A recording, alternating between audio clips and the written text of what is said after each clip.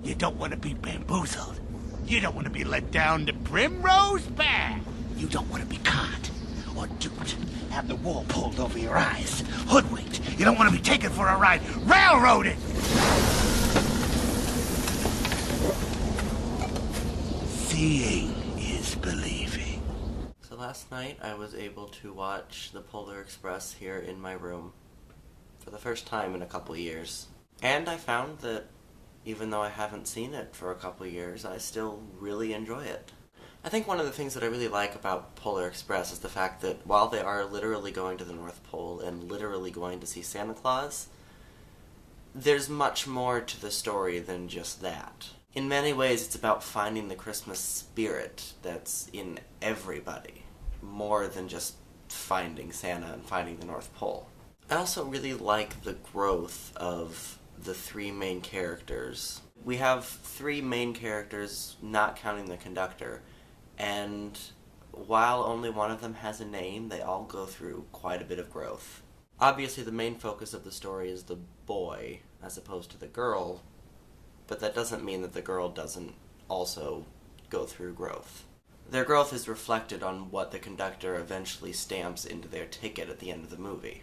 And it's true for the know-it-all, too. He just doesn't play as big a role. I also think I like the fact that these characters don't necessarily have names.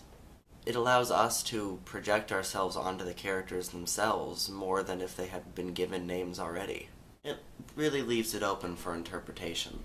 It also has Mandark in it, so that's amusing. And I think that there's a perfect opportunity to create a ride out of this. I mean, a gigantic slide that eventually drops you onto a gigantic pile of presents. I would ride it.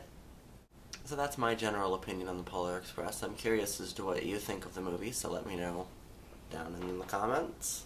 And I will see you all tomorrow. One quick thing, you may notice that this isn't the Thanksgiving video. I didn't really realize how much footage I shot, so I need to sort through that and decide what I'm actually going to do for the video so that it's not an hour long. And I also need to concentrate more on the Project for Awesome video that needs to be up in 2 days. So you likely won't be seeing the Thanksgiving video for a while, maybe not even until next year. And I apologize for that. I hope to be able to work on that soon. We'll see.